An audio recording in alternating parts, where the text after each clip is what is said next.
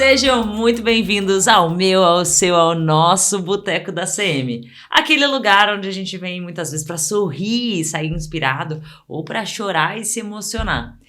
Hoje, o nosso convidado, se eu tivesse que dizer para você adivinhar, eu aposto que ia ser difícil, porque ele é advogado, nutricionista, fez teatro, você fala, meu Deus, é professor e atualmente ocupa uma posição muito importante em um banco. E a gente vai conversar muito sobre CX em ação. Se você aí ficou pensando assim, cara, quem poderia ter todas essas coisas malucas aqui no meio? E várias outras que a gente vai descobrir ainda hoje, viu? Eu tô falando do Fábio Magalhães. Seja bem-vindo, Fábio. Obrigado, Cami. É um prazer estar aqui. E ser entrevistado aqui por você, assim, puta, bem legal, assim. Eu tô muito feliz de poder compartilhar um pouco aqui, né? Você falou do sorrir, do chorar, quem sabe os dois. Vamos bater um papo aqui. O ambiente de boteco também, bem legal. Papo descontraído. Obrigado aqui pelo convite. Estou bem contente de estar aqui. Já que a gente está em ambiente de boteco, e você bem mencionou, eu não posso deixar os convidados do boteco saírem sem uma bebidinha, eu imaginei, né? Alguma coisa. Exatamente. Já coloquei o cardápio aqui, ó. Vou te convidar a dar uma olhada. Nós temos aqui várias bebidas, todas que levam o nome de algumas iniciativas aqui da Consumidor Moderno. Sim. Inclusive, entrou aqui novo pro cardápio o CM 30 anos. Olha que legal. Bacana mesmo, hein?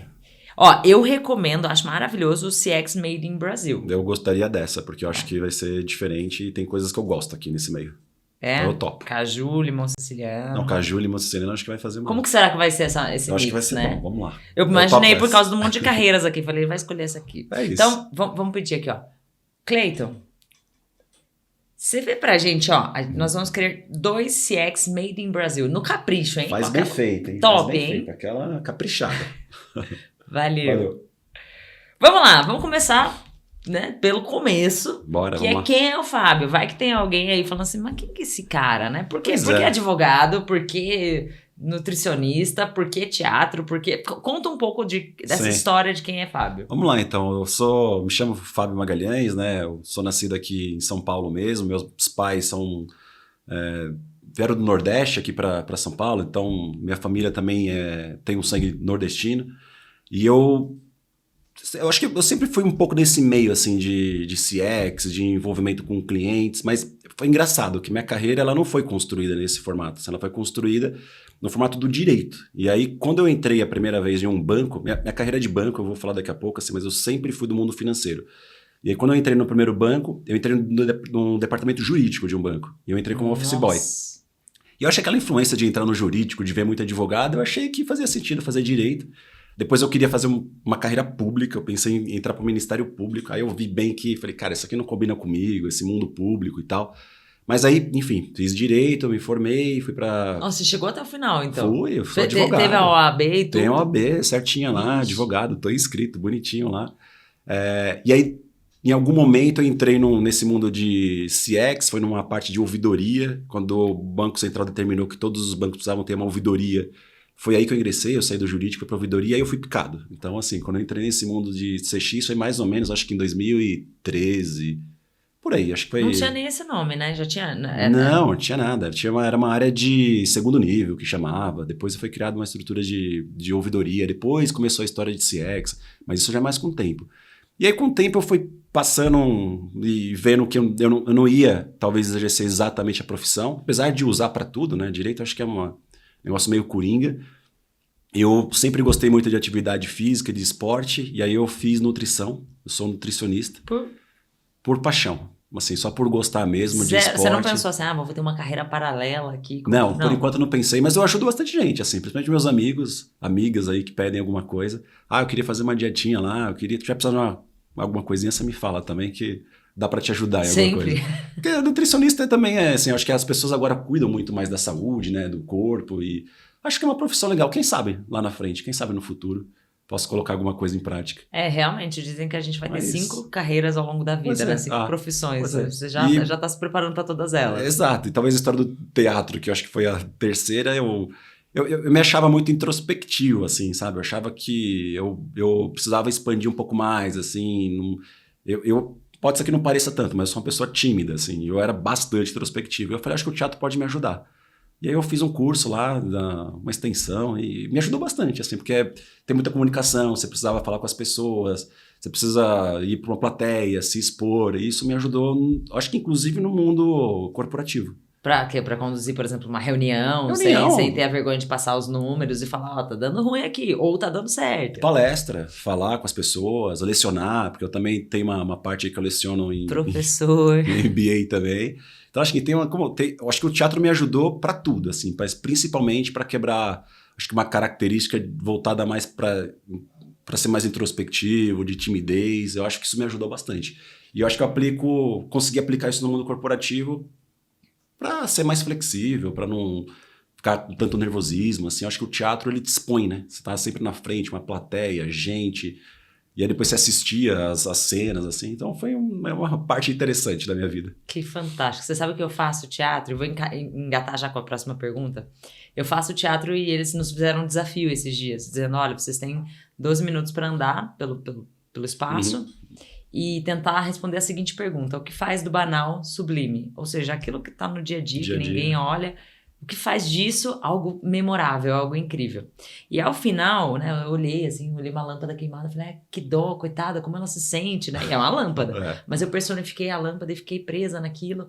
E aí depois eu voltei pra sala e falei pro pessoal, nossa, eu fui atrás de outras lâmpadas familiares, né, pra ver e tal. E outras pessoas tinham visto outras coisas, tipo, eu vi a formiguinha, eu vi uma sala, eu vi tal. E a gente chega à conclusão de que o que torna o banal sublime é a atenção que a gente dá àquilo. Exatamente. É o foco que eu dou para aquilo, né? Então... E te desperta várias coisas, assim, eu acho que um sentido maior, talvez uma empatia maior. Eu achei que fez bem, assim. Então, inclusive, quem quiser fazer, eu acho que você pode considerar, porque te ajuda, e no mundo corporativo principalmente. Já temos várias dicas, mas entre elas, coloque aí sua equipe para fazer curso de teatro.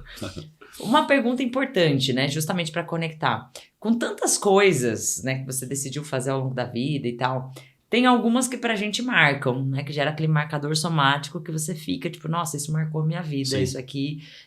Quais são, ou, enfim, pode citar mais de uma, etapas, momentos da vida que deu aquele clique, que dá aquela, nossa, aprendi com isso aqui. Principalmente, eu acho que em começo de carreira, assim, eu venho de uma base familiar muito simples, assim, falei, né, meus pais, quando chegaram do Nordeste aqui em São Paulo, eles chegaram com aquele sonho de vou para São Paulo, um negócio que vai mudar minha vida, e perceberam que não foi nada disso, assim, que teve muita dificuldade.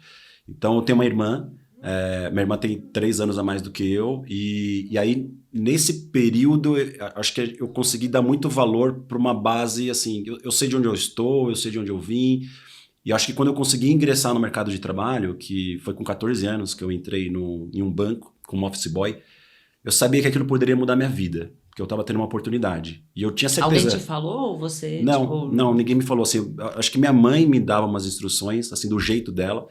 Ela sempre falava para valorizar muito, ela sempre falava, olha, o seu diferencial vai ser porque você precisa ter mais garra do que todo mundo, o que vai fazer diferença de você sobre os outros é a força de vontade, porque eu não tenho condições de te mandar para fora do país para você fazer um intercâmbio, não dá para você fazer um inglês, eu não consigo te colocar numa escola particular.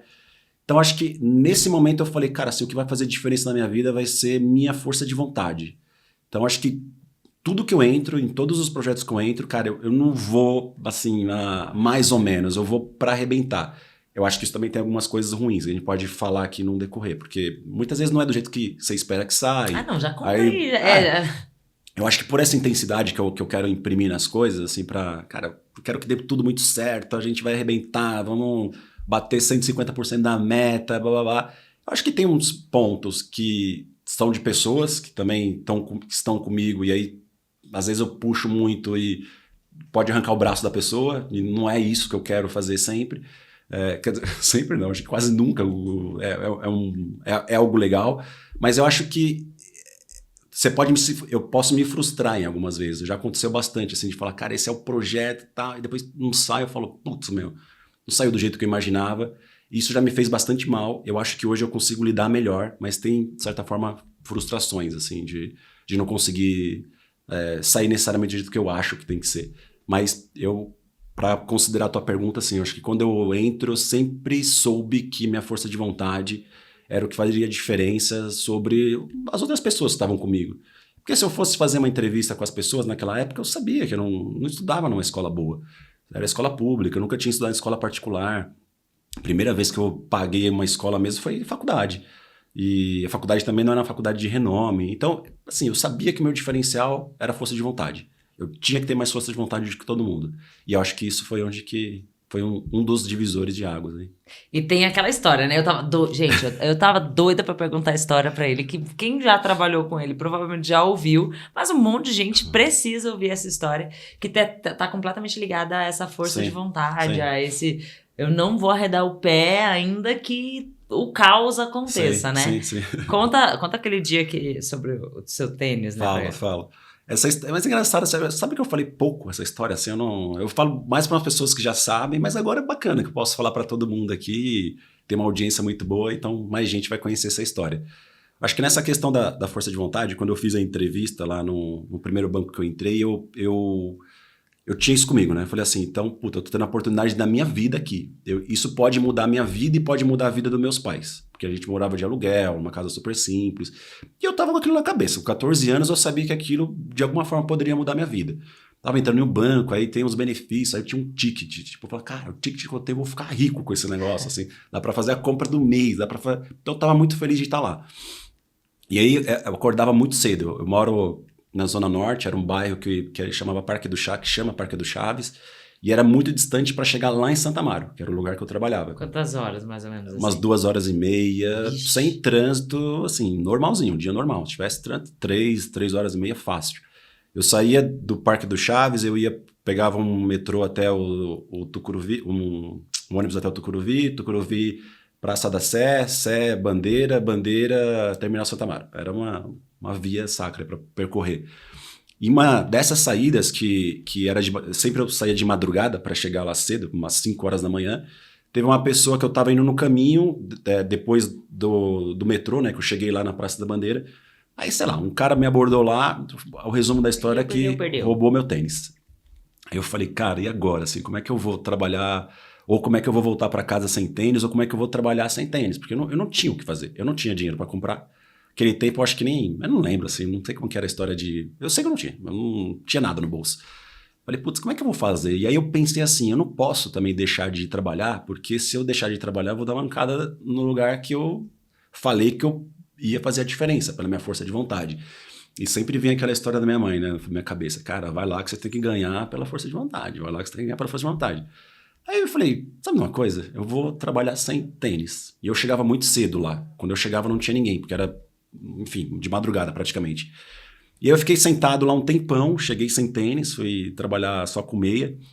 Fiquei sentado um tempão. Minha função não era ficar sentado. Minha função era em pé, porque eu era office boy. Precisava levar as coisas para um lado, levar para o outro. Mas esse dia você falou, vou ficar Pois por aqui. tô aqui e vou ficar. E tinha uma pessoa que, muito sensível, que era uma não era nem minha chefe direta, ela era secretária de um diretor. Que ela chamava, porque isso tem muitos anos, ela chama Silvia Quem Sanches. sabe a gente encontra, verdade. Quem sabe, a Silvia existe. Silvia, eu queria muito te dar um abraço, te agradecer por isso. Ela percebeu que eu estava muito tempo lá sentado. E aí, eu não fazia nada, ela chegou e falou, e aí? Eu falei, Silvia, deixa eu te falar, cara, eu tô sem tênis, eu vim trabalhar sem tênis. Mas o que aconteceu? Você tá doido? Por que você não foi pra casa? Ela falou, sei lá, eu fiquei com medo de chegar aqui, acharem que eu faltei, não acreditar. E, eu tô sem tênis, mas tudo bem. Eu vou pra casa, vou pegar, porque eu pegava as coisas e ia pro centro. Eu vou dar um jeito, sei lá, vou ver se eu faço alguma coisa, mas não tem problema. Me deixa aqui, só na hora de ir embora, ela, pelo amor de Deus, cara, você tá maluco, tipo, não existe isso, não sei o quê. Silvia lá, toda boazinha, foi lá e comprou um tênis pra mim. O chorar pode ser que... Eu até me arrepio contando essa história sempre, porque eu achei que ela foi de uma sensibilidade, assim, tão grande, assim, que... Pô, o menino lá de 14 anos, ela era... Naquele tempo era bem mais velha do que eu, mas uma sensibilidade, assim, se colocar no meu lugar, assim, e aí, sei lá, o que ela fez, ela foi em algum canto e comprou um tênis, e eu fiquei super contente, porque tinha mais um tênis, inclusive, tal, pra trabalhar, mas eu acho que essa história, pra mim, ela foi muito marcante, assim, de onde eu penso até hoje. Pô, vamos fazer, cara, assim, a gente tem que fazer acontecer as coisas, e aí eu acho que desde lá foi um episódio que eu falei, não, vamos acontecer, assim, fui trabalhar sem tênis, ela me ajudou, eu lembro dessa história, assim, com muito carinho, eu acho que eu agradeci naquele tempo, mas eu não tenho mais contato com ela, e aí, né, aproveitar a audiência, quem sabe aqui a gente se encontra um dia. Mas eu acho que ela me ajudou demais, assim, naquela época e comprou, apareceu com tênis, eu fiquei super feliz lá, todo contente. E você sabe que muitos líderes de recursos humanos, por exemplo, têm que mapear as competências das pessoas. Sua mãe não era formada em RH e já sabia sobre Minha isso, mãe né? sabe tudo Que é o de famoso pessoas. chá, né? O conhecimento, habilidade e atitude. Exato. Eles estimam lá que conhecimento representa 15% ali do que você precisa e tal. Atitude é 60% do diferencial. É atitude. Eu acho que isso você fez brilhantemente, né? Mas foi um episódio que marcou, assim, mas, pô, foi... Assim, olhando hoje, eu falei, fui audacioso, assim, em trabalhar descalço. Mas mostrou vontade, né? Mostrou. Falou, cara. E acho que isso te levou a outros patamares, né? Hoje você, além de líder, né, no BMG, você tá lá numa cadeira de professor, né? Sim. Onde você tem a possibilidade de imputar isso nas pessoas, essa vontade, essa atitude. Como é que aconteceu o virar professor? Então, isso é engraçado também, é uma história que aconteceu na minha vida, assim, por acaso, mas era algo que eu sempre gostei. Como eu te falei, assim, eu acho que era uma pessoa bastante introspectiva e comecei depois a falar mais. Teve um tempo que eu virei ouvidor do banco e o ouvidor precisava falar muito, fazer palestra, apresentação, e eu falei, cara, eu preciso... De tudo que você ouviu. Eu vi tudo. Você escuta muito, precisa transmitir. Aí eu falei assim, acho que eu preciso melhorar isso. E aí algumas pessoas foram me chamando, assim, vem aqui fazer uma palestra para falar de clientes, vem aqui na empresa para contar como é que você conseguiu melhorar um indicador X, vem aqui. E aí tinha uma pessoa ou outra que já lecionava e me indicava. E eu sempre falei, cara, eu não tenho tempo para isso, assim, não vai dar, acho que a agenda é corrida. E aí, não. Aí daqui a pouco vinha outra, putz, fulano me indicou para falar contigo que tem aqui um MBA. Aí, não dá. Aí quando foi, acho que a terceira vez, eu falei, gente, eu acho que tem sentido, assim, se tá todo mundo falando alguma coisa, eu vou fazer algo. E aí eu faço hoje, assim, não é com a frequência que eu gosto, porque eu acho que lecionar, e você é do mundo das apresentações, assim, requer tempo, você tem que se dedicar, você tem que construir um material super legal.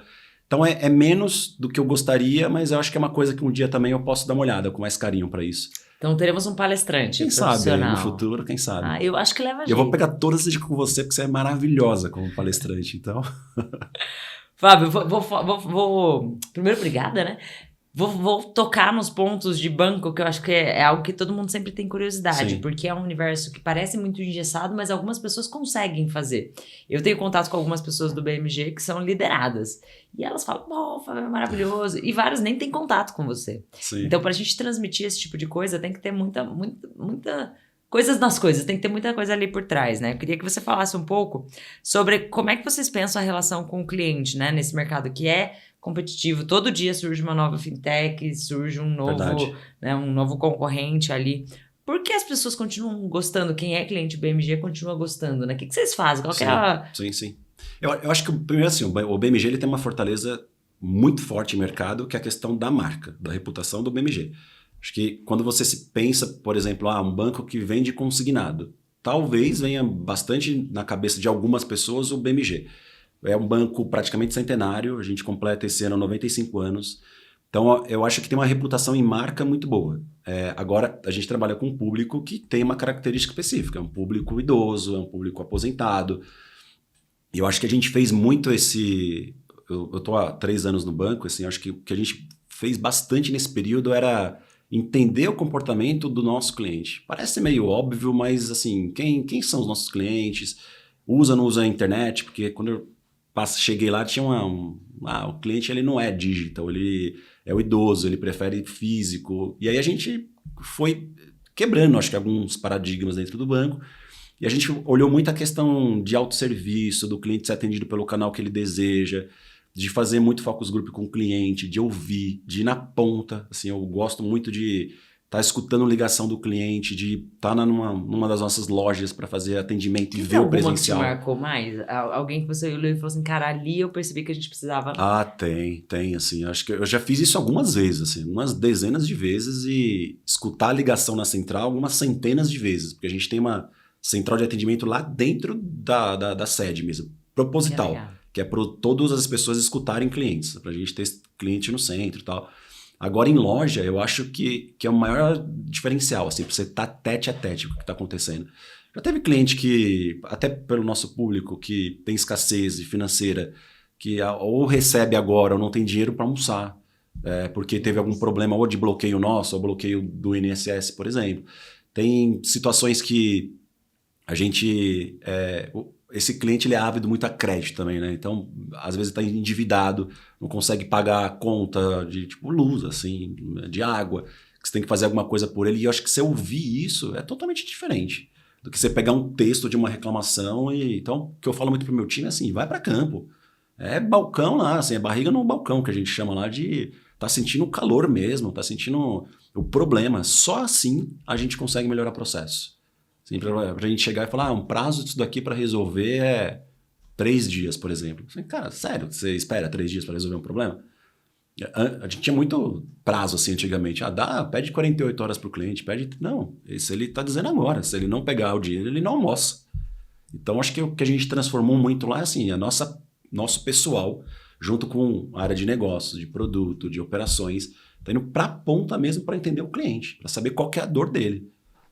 Que aí você escuta essas histórias e você fala, não dá. Então, hoje a gente resolve assim, se tiver problema é 30 minutos no máximo. Ai, que show.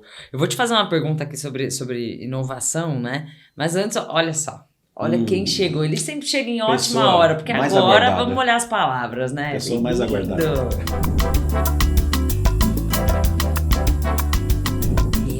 Grande Cleiton. Cleiton é Cleiton, o você era cara. a pessoa mais esperada. Cara. Esse é o cara mais esperado. Muito obrigado. obrigada. Valeu. Dá um brinde aqui. Saúde.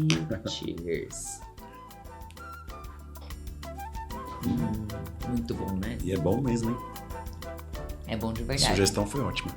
Adorei. Eu falei que o pessoal tem que começar a passar nas vinhetas a receita. Exatamente. Quem sabe, Nossa, né? isso aqui eu Pessoal gostaria. fazer em Vou falar casa. pro Cleiton depois se ele passa essa receita. Vamos levar o Cleiton embora, na verdade. Vamos levar ele Contratar pra o casa. Cleiton.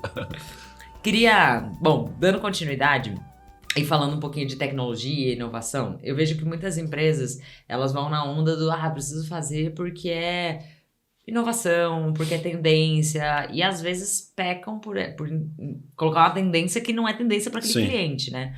Como é que vocês olham para a inteligência artificial, tendo em vista o público que vocês têm? Sim, eu acho que o uso da IA não é um hype, assim, porque teve algumas coisas que eu acho que surgiram e morreram pelo caminho, assim. Mas eu acho que isso é eu não sei nem se é uma tendência, eu acho que isso já é uma verdade, assim, que para mim vai mudar um pouco a característica de todos os negócios / talvez uma revolução mundial, assim, porque a gente está fazendo muito teste lá dentro. A gente tem um comitê de IA dentro do banco já instaurado. E aí, área de tecnologia, atendimento está lá, operações, negócio e tal, porque a gente acredita que isso deva mudar a forma de se relacionar com bancos. Então, a nossa cabeça é assim, tudo que nasce dentro do banco deveria nascer com IA. Se por acaso não der, aí a gente tem que ver qualquer outra forma, seja contratação, humano, squad, enfim. Então a gente tem esse comitê dentro do banco, eu acredito que isso vai sim revolucionar a indústria e principalmente aquilo que é de demanda de baixa complexidade. Por que eu estou chamando isso? Assim, a gente tem muito cliente que quer saber qual que é meu saldo hoje. Ele faz uma transação, ele quer saber qual que é o limite do cartão dele. Eu não recebi minha fatura, ou tenho uma dúvida qualquer relacionada a um encargo, uma taxa. Acho que essas demandas elas não têm tanta complexidade. E aí a gente quer reposicionar o nosso atendimento humano para aquilo que realmente tem uma complexidade maior ou precisa de uma pessoa. Tipo uma fraude, né? Uma fraude, assim, não reconhece um produto, baixar algum contrato que é um débito indevido. Então a gente entende que demandas que não tenham tanta complexidade, dá para ficar com o uso da IA e aquilo que tenha realmente complexidade dá para ir para o humano. Então o que a gente está fazendo assim, é um reposicionamento dos agentes, né, de atendimento, que eu acho que antes estava muito focado em problemas corriqueiros, assim, de dúvidas, dia a dia, e a gente quer colocá-lo agora numa posição mais estratégica, que é quase uma espécie de um consultor do cliente. Então, o treinamento é diferente, você tem outro tipo de capacitação. E os SLAs mudam? Mudam totalmente. Porque, assim, totalmente. TMA que você cobrava X Muda minutos, totalmente. agora com um problema mais complexo. A gente já tem casos lá reais de entregas, assim, de ouvidoria, por exemplo, que antes uma pessoa que demorava, 2 horas para fazer um tipo de atendimento / resposta, escrever uma carta, reduziu 75% o tempo dessa pessoa. Caraca. É impressionante, assim, e aí você olhando o sistema que faz isso, que percorre tudo, escuta áudio, transcreve lá e sugere o texto, é perfeito. E aí o humano, o que a gente está fazendo com ele? Ele vai olhar se aquilo tem sentido, se não está alucinando, se a resposta é adequada. Então a gente está reposicionando. Ao invés da pessoa ficar passando lá horas escutando uma chamada, a própria tecnologia faz a escuta, transcreve em texto e sugere a resposta. É um trabalho mais inteligente, de melhor aproveitamento das As pessoas. monitorias, né? As famigeradas monitorias que tinha que gastar horas. Hoje o Speech Analytics, por exemplo, te ajuda a trazer ali um pedaço. Aliás, quando a gente fala sobre SLA, mudança dessas coisas, hoje o que você enxerga? Qual é a melhor cesta de indicadores para ver se o cliente está feliz, não está feliz, se faz sentido, não faz? Porque eu sei que existem várias coisas para aferir, né? Hora você vai aferir esforço, hora lealdade. O que vocês acreditam que são esses indicadores-chave? A gente tem essas básicas, Camisa, assim, de atendimento / fidelização, né? Então, acho que os mais comuns assim, que o mercado usa, o SES, o do esforço que você falou, a história do NPS. Tem o Contact Rate, que Contact Rate é um indicador que a gente acompanha muito, assim, que é o percentual da base de clientes que nos ligam por mês. Esse percentual tem que estar em queda sempre. Porque é aí que a gente mede se o produto está mais adequado, se a venda está mais adequada, se a gente está sendo transparente. Então esse indicador... Loop, né? Exato. Esse é o que a gente mais mede junto com o NPS. Mas eu acho que isso é meio que uma prática já de mercado. Eu gosto de que a gente tem, que é uma pergunta mais básica. A gente pergunta para o cliente assim, o seu problema foi resolvido? E aí ele fala sim, mas ele fala não. Então não tem, às vezes uma equipe fala, não, mas pô, tá aqui ó, o NPS do cliente, lá, tá bom, mas ele tá dizendo que o problema dele não foi solucionado. Por quê? Aí a gente começa, pode ser uma decisão de negócio, pode ser atendimento, pode ser que não foi isso, não foi aquilo. A gente começa a abrir pesquisas. Eu gosto de falar bastante com o cliente, mas eu não gosto de encher saco do cliente. Porque eu acho que tem muita informação que a gente tem e a gente precisa esmiuçar. Então, a pesquisa, por exemplo, a gente só faz alguma coisa quando é muito necessária com o cliente. Senão eu tenho indicadores internos que eu mostro isso. Aí tem, sei lá, por uma metodologia, focus group, eu vou falar com o cliente. Então, mas eu gosto de uma mais basiquinha, assim, você foi atendido bem, seu problema foi solucionado, não foi? E aí eu acho que a gente tem os melhores indicadores. E leva isso aí para comitê, para discutir e falar assim, bom, a próxima onda a ser resolvida é Exato. aqui. A gente leva bastante NPS dentro do banco, a gente leva muito esse do Contact Rate, eu acho que é o principal indicador. Todos os executivos do banco têm meta de cliente, eu acho que isso também mudou muito, assim, desde que eu cheguei. De ponta a ponta? De ponta a ponta. Do CEO ao estagiário, todos possuem meta de clientes. Para reduzir Contact Rate, reclamação, NPS. E aí, assim, contratado, tá no cartão de todo mundo, afeta bônus de todo mundo. Então, acho que muda também, porque a gente passa a ter um olhar mais crítico para aquilo, né? De melhoria, inclusive. Que massa, que massa. Bom, você tocou num assunto importante, que todo mundo tem uma meta. Essas pessoas, imagino que são preparadas para cumprir essa meta, né? Então, recebem treinamento, esse time bem preparado é que vai fazer com que a coisa aconteça. Quais estratégias funcionam para vocês, tanto de liderança quanto dessa cadência de preparar as pessoas? Sim. Assim, eu acho que as pessoas que estão direto comigo, e um modelo que a gente prega dentro dessa minha estrutura, do que eu cuido do banco, é autonomia, acho que é confiança e talvez propósito, assim. Acho que são os 3 pilares principais, assim. Autonomia porque eu entendo que todo mundo quer tomar decisões durante o dia, assim. Se você colocar uma pessoa que ela não possa decidir o que ela vai fazer ou que ação que ela deve seguir, deve ser meio frustrante, assim, não, se aqui é teu script, segue isso. Mas se for aquilo... Então, assim, todo mundo tem autonomia. Tá tudo certo, se falhar tá tudo bem, se falhar a gente corrige rápido. A única coisa que eu peço tomou a decisão errada, vamos corrigir rápido. Então, para não impactar muito o cliente, tenta errar pequeno, se der certo, expande. Então, acho que autonomia. Acho que confiança, assim, para mim, é inegociável, sabe? Eu não consigo trabalhar com ninguém que eu não tenha total confiança. Então, eu, particularmente, assim, eu entro com as pessoas com total confiança. Eu chego muito aberto, aquilo que a pessoa está me falando é extremamente verdade. Eu nunca chego desconfiando de ninguém. Eu chego sempre acreditando, pode ser que aconteça alguma coisa que interfira nisso. Então, acho que confiança é a base. E propósito, para mim, é por que a gente está fazendo isso. Assim, por que a gente quer conseguir esses indicadores? Por que a gente quer melhorar a experiência do cliente? Onde a gente quer chegar? Assim, afinal, que é uma coisa que a gente já provou com números, assim, o cliente satisfeito, ele vale ou não vale mais dinheiro? Porque sempre fica aquela história, né? O cliente satisfeito, ele te indica, no final do dia é mais rentável, mas será que é? Então, assim, a gente tem bastante dados lá e mostra que o cliente satisfeito vale alguns milhões a mais. Então, Essa é acho a que pergunta do milhão. Todo mundo gostaria de é isso. responder o que É todo isso. mercado busca, né? O famoso Então, ROX, né? quem tiver, assim, nessa área de CX principalmente, assim, vai atrás de quanto que vale o cliente satisfeito. Porque eu acho que você muda a forma como você lida com as áreas de negócio, de produto, com Seu operações. poder de barganha, né? De dizer Exato, assim, eu tô te exato, pedindo porque eu sou seu anjo conselheiro exato. aqui. Isso vai melhorar teu produto, a gente vai ser mais rentável e vai melhorar a satisfação, mas é porque também dá mais dinheiro, entendeu? Então, Sabe que você falando me lembra uma vez eu li um livro chamado Quebre Todas as Regras. Não sei se você já ouviu falar sobre já ele. ouvi, já ouvi. Da Gallup. E eles entrevistaram ao longo de anos mais de 80 mil gerentes Sim, do mundo todo para falar assim, o que as empresas fazem que dá para replicar em qualquer empresa. E aí eles contam toda a metodologia e que eles chegaram a 12 perguntas. Uma delas é, você tem um melhor amigo na empresa? Você tem clareza das funções? Você recebe feedback? Que são várias coisas que estão aí na tua fala, né? Na tua sim, narrativa. Então, que você olha e você fala assim, sério? É isso? Tem um melhor amigo? Mas, por exemplo, se eu falhar e eu não tenho esse ambiente de segurança, eu não vou ter coragem de dizer assim, ó, exato, falhei exato, pra gente ser rápido exato. nisso. Eu vou esconder, vou tentar resolver, vou passar dias e quem perde é o cliente, né? Exato. Não, lá a gente fala o contrário, assim, ó, a gente não tem problema errar, falhar, tá tudo bem, assim, fala e corrige, assim.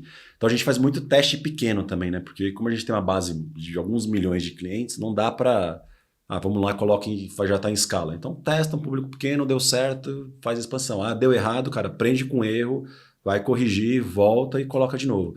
Então a gente tem muito, assim, flexibilidade nisso. Eu acho que a turma que eu trabalho também, tudo cabeça boa, assim, de mercado, conhece muito. Acho que também ter gente que te complemente em fraquezas também é super bom, assim. Então, sempre procuro ter gente diversa na equipe. Acho que isso ajuda demais. Que legal. Se você tivesse que arriscar, assim, além de IA, o que você acha que vai ser tendência nesse redesenho de experiência do cliente? Eu acho que tem algumas, assim, principalmente que eu já falei, né? Assim, eu acho que o uso da IA é uma, mas eu acho que no mundo que a gente está indo tão globalizado e tão tecnológico, eu acho que o que vai fazer a diferença, ou o que pode ainda fazer a diferença, é esse contato humano. No fundo, no fundo, no fundo, talvez o que vai fazer a diferença ainda é deixa eu falar com aquela empresa, porque lá eu consigo ser ouvido. Se eu tiver um problema, eu tenho certeza que eu vou ser escutado, vão resolver meu problema e eu vou sair satisfeito. Que eu acho que isso ainda é uma interação humana. Não estou sendo contraditório no que eu falei do uso da IA, porque eu acho que sim, vai mudar a forma que a gente está trabalhando. Mas eu acho que naquele detalhinho final, eu acho que essa interação ainda de você ser próximo do cliente, de você escutar uma necessidade dele, saber qual que é o momento de vida que ele está passando, sabe, talvez da hiperpersonalização, assim, não é o Fábio que eu recebo um monte de e-mail que vai tudo pro lixo. O Fábio que eu conheço, eu sei o momento de vida dele, eu sei o que ele está passando, eu sei que ele vai trocar um carro, eu sei que é importante, sei lá, um celular X para ele, vou fazer uma oferta personalizada. Eu acho que você chegar no indivíduo, para essa tal da hiperpersonalização, eu acho que vai fazer a diferença, junto com aquele toquezinho humano. Tem algum caso que você consiga personificar, assim, que aconteceu, de hiperpersonalização? Por exemplo, você fala que já foi várias vezes a campo e tal. Uhum. Tem algum que você olhou aquilo e falou, putz, sei lá, a pessoa foi digitar e deu errado. E você Tem. fala, nossa, definitivamente, por que a gente fazia isso dessa forma e mudaram, assim? Tem, assim, se você pegar, por exemplo, o posicionamento do banco é um posicionamento de público idoso aposentado. Então, quando a gente fez muita pesquisa com o cliente sobre fatura, por exemplo, o cliente falava assim, eu não consigo enxergar, não consigo ler a fatura de vocês porque a letra é pequena. A gente falou, cara, é verdade, não dá pra gente colocar uma fatura com a letra, sei lá, o não sei o que lá, 10. Tem que ser talvez o 12, o 14 para ele enxergar. Aí o cliente falava do nosso app. Quando eu vou pegar o app e vou olhar as telas, eu me confundo com um botão porque ele está muito próximo de algum outro botão. Então a gente entendeu que espaçar mais o botão era importante para o nosso cliente. Legal. Então aí entra o X, entra todo o time lá para redesenhar, mas isso é possível escutando o cliente, que nem eu falei, da importância de estar lá escutando. Então acho que teve de fatura, tem do app, tem os contratos que, né, a operação precisa ter um contrato, então a letra é maior. A gente põe em destaque aquilo que Pro consumidor pode ser alguma cláusula que ele não entenda, ou é a taxa de juros, a gente dá um destaque maior e aumenta a letra. Porque é para o nosso público, é um público idoso. Então, é diferente de um público de um banco de varejo comum, por exemplo. O cliente do BMG é um público idoso. Então, é isso. Caraca, que legal. E tem alguma estratégia de vídeos? A gente entrevistou aqui, assista também. Tem muito conteúdo legal que já foi transmitido. A gente entrevistou, por exemplo, o Milton Beck, que é do LinkedIn, e ele falava sobre o quanto os vídeos... A gente vê muito texto, muita publicação no LinkedIn. Ele falando vídeo é a nova tendência. E eu lembro da minha avó, empiricamente, meu conhecimento sobre idosos, da minha avó, que ela adorava mandar e receber vídeo, né? Já existe estratégias ou pensamento de estratégias de mandar coisas para esse público com vídeos, assim? Tem. A gente, dentro das nossas redes sociais, a gente trabalha já com vídeo. A gente entende que é bom. E principalmente para esse público, ele gosta de ouvir, assistir algo. Então a gente fala muito lá sobre fraude, por exemplo. Como é que você evita fraude, como é que você não cai em golpe. E aí quando a gente abre nossas redes sociais, seja Instagram ou LinkedIn menos pelo público, mas Instagram e Facebook muito mais. Tem muito cliente que fala, pô, ainda bem, eu ia cair num golpe. Então a gente trabalha muito essa questão do vídeo, mas principalmente para orientação, né? Esse do golpe, por exemplo, o golpe do boleto.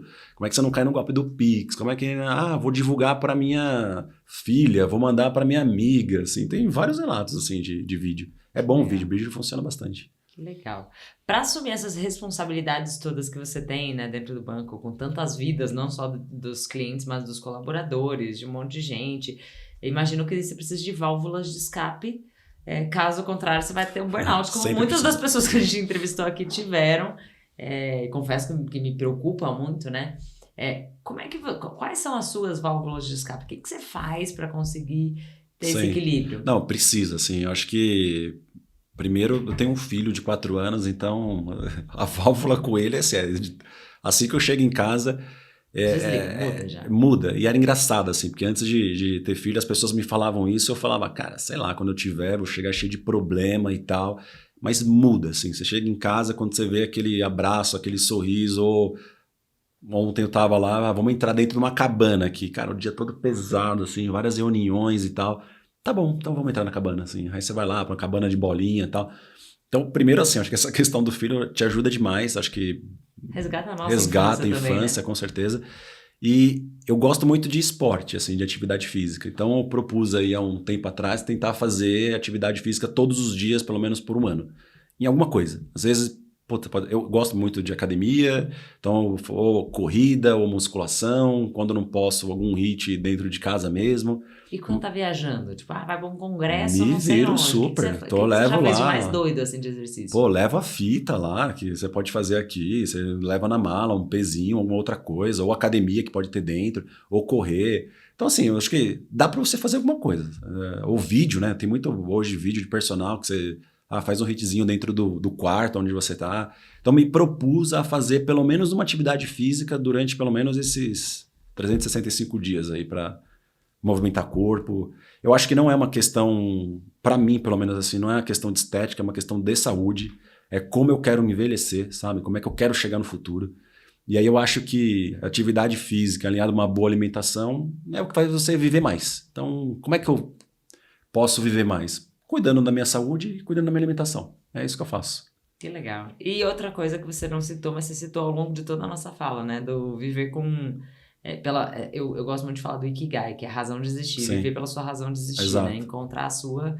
E aí você empresta bem o seu CPF para qualquer Exato. CNPJ. Acho que eu tenho uma tatuagem aqui que fala que a vida é curta para esperar. E eu acho que é um pouco isso que eu levo, assim, sabe? Eu acho que não tem tempo de ficar chateado. A gente não tem tempo de ficar pegando um problema e mastigando esse problema a vida toda.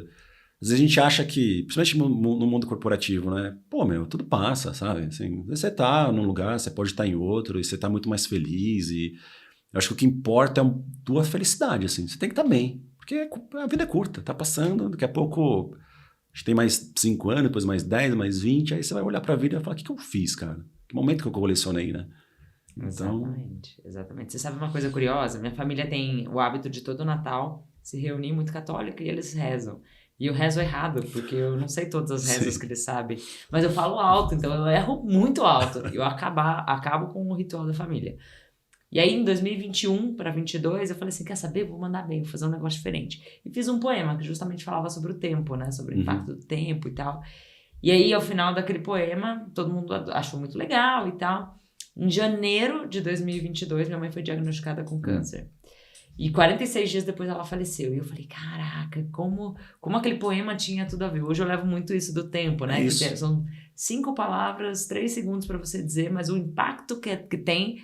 Você fala assim, cara, bora, porque a cortina pode fechar amanhã, né? E não volta mais. Assim, o abraço que você não deu, sem chance. Se você não deu o abraço de manhã, não volta mais. Exato. Você pode até fazer ele à noite. Pode até fazer. Pode ser que não seja a mesma coisa, pode ser que você nem consiga fazer. Mas é isso, assim, eu acredito muito que assim, a vida é curta. Pra esperar, a gente... Bom, e como a vida é curta, o episódio também é curto, gente. Não acredito, mas já? Pois não é possível. Já acabou, já. Mas, como todo boteco que se preza, o que as pessoas fazem quando o pessoal começa a varrer saideira? espaço? É isso?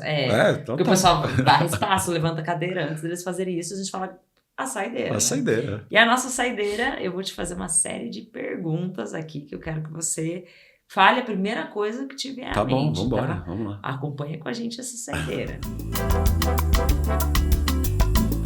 Vamos lá. Um livro que te inspira. Talvez o de agora. Eu tô lendo um livro que chama Viver com Propósito. Assim, por que você tá no mundo? E fala muito de autoconhecimento. Eu acho que autoconhecimento é fundamental no tempo de hoje para várias coisas. Massa. Gosto. Uma cidade no mundo. Eu sempre acho que vai ser aquela que eu não conheço ainda, assim. Eu vou falar um lugar que eu vou e gosto, que não é bem a cidade, mas é um local, que eu gosto muito da Disney, assim, do ambiente, tá? Eu gosto de lá, mas é um local. E talvez, acho que eu não fui ainda, eu gostaria de visitar Tailândia, sabe? Assim, o Havaí, um negócio meio... Top. Acho que alguns lugares, assim. Tô contigo, também quero conhecer a Tailândia. Um hábito que mudou a sua vida. Sem dúvida, esporte, assim, sem dúvida, atividade física. Eu vivia com preguiça, era, sei lá, você acordava cansado, era sempre, parece que estava sempre cansado, assim, sabe? Putz, põe atividade física no meio, você tem outra rotina. Até o cérebro, né? Cérebro, assim, atividade física, certeza. Massa. Uma frase ou lema que você carrega. Pode ser isso daqui que eu tô falando aqui, que a vida é curta para esperar. Sim, super. Eu acho que é isso, assim, acho que é isso. Para mim é o que faz eu pensar de um jeito diferente, assim. Acho que... Tipo, tá batendo. Engraçado porque você fez a tatuagem, lembra o filme do Justin Timberlake lá do tempo, né? Que você chega e tem que passar o tempo um pro outro. Não, você colocou o tempo aí. Eu tenho outra aqui também que eu coloquei aqui no impossível, mas tá um risquinho, que eu também acho que tudo é possível, assim. Basta... Você pensar também. E tudo no mesmo braço, né? O braço tudo no braço, né? Isso daqui tá sofrendo. Braço da positividade.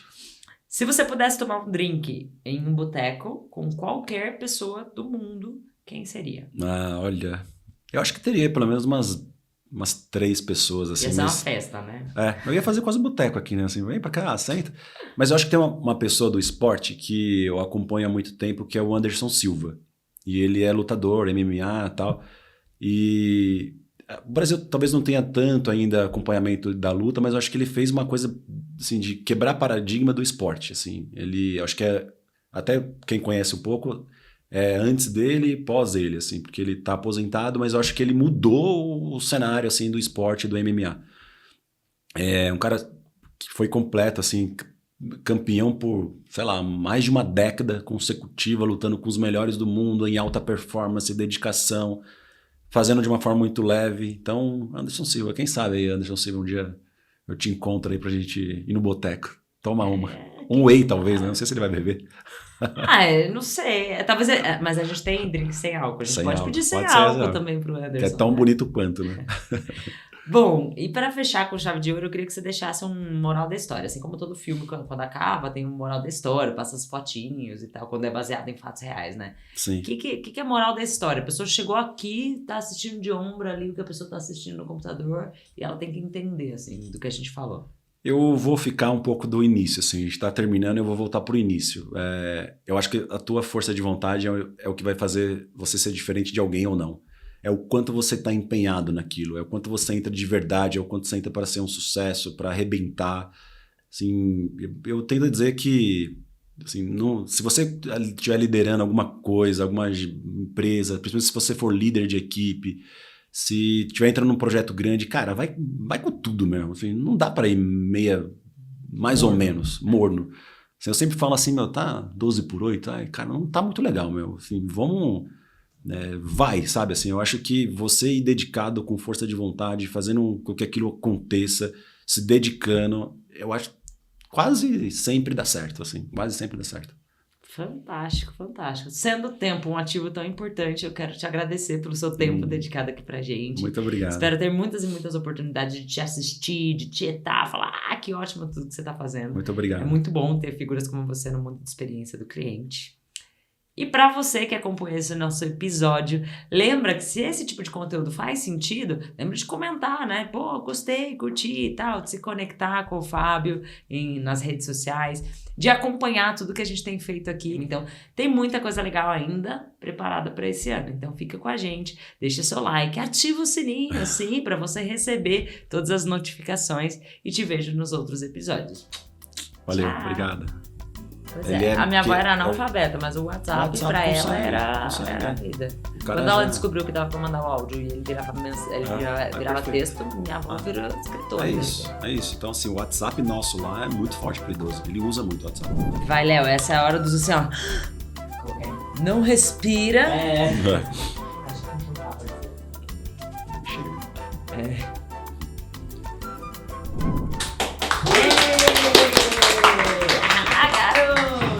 Agora um brinde pela entrega aqui, ó. Pô, tá bom esse daqui. É uma bom. Delícia, cara. Bem legal mesmo, bem leve. Isso é demais, cara. Puta, Gostoso, né? Você tem um jeito muito espontâneo. Você bebeu pra isso, né? É isso, tá no caminho, tá no lugar certo. Vou Né? virar Hebe, ó.